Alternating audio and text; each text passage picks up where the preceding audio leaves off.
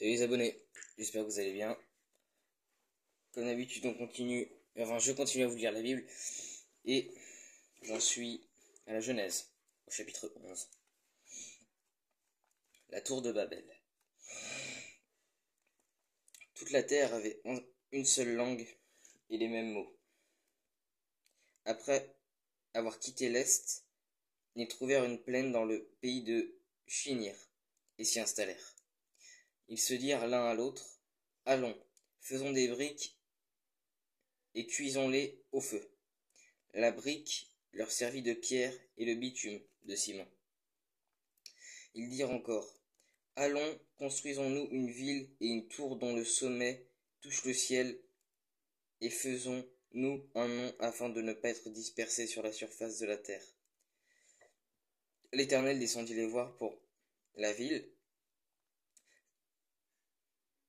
et la tour que construisaient les hommes, et il dit, « Voici qui forment un seul peuple et ont tous une même langue. Et voilà ce qu'ils ont entrepris. Maintenant, rien ne les retiendra de faire tout ce qu'ils ont projeté. Allons, descendons, et là, brouillons leur langue afin qu'ils ne puissent plus se comprendre mutuellement. » L'Éternel les dispersa loin de là, sur toute la surface de la terre. Alors ils arrêtèrent de construire la ville. C'est pourquoi on l'appela Babel, parce que c'est là que l'Éternel brouilla le langage de toute la terre, et c'est de là qu'ils les dispersèrent sur toute la surface de la terre. Les ancêtres d'Abraham.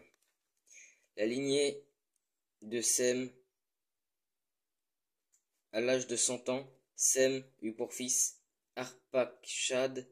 2 ans après le déluge, Sem vécut 500 ans après la naissance d'Arpachshad, et il eut des fils et des filles. À l'âge de 35 ans, Arpachshad eut pour fils Shélash.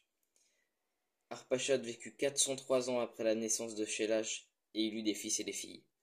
À l'âge de 30 ans, Shélash eut pour fils Héber. Shélash vécut 403 ans après la naissance d'Héber, il eut des fils et des filles. À l'âge de 34 ans, Héber eut pour fils Péleg. Héber vécut 430 ans après la naissance de Péleg, et il eut des fils et des filles. À l'âge de 30 ans, Péleg eut pour fils Réu. Péleg vécut 209 ans après la naissance de Réu, et il eut des fils et des filles. À l'âge de 32 ans, Réu eut pour fils Sérug. Réu vécut 207 ans après la naissance de Sérug, et il eut des fils et des filles. À l'âge de 30 ans, Sérug eut pour fils Nachor.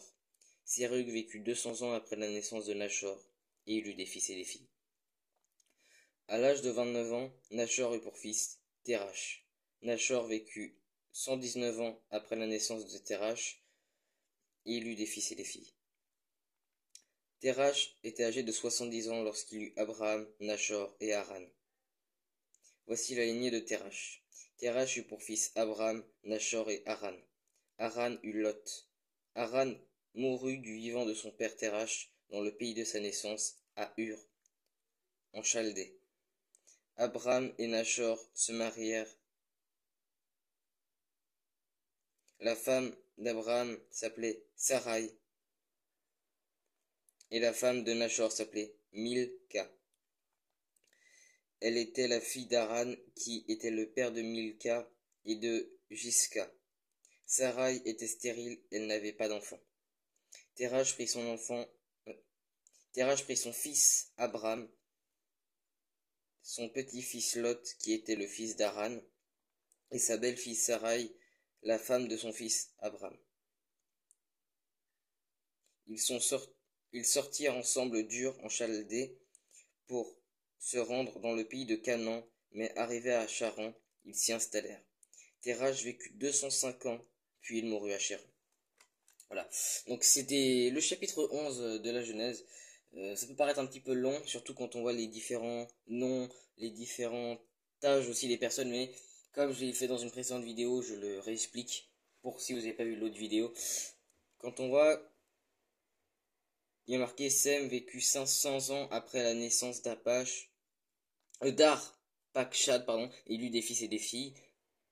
Et voilà, Arpachshad vécut 403 ans après la naissance de Shélash. On voit vraiment que c'est long, vraiment des centaines d'années. Mais il y a une explication normale à ça. C'est qu'à l'époque, comme j'ai dit dans des précédentes vidéos, si vous voulez aller voir, mais je leur dis ici aussi, euh, au début la Terre, vous voyez comment la Terre elle est grande, il n'y avait que deux êtres humains à la base.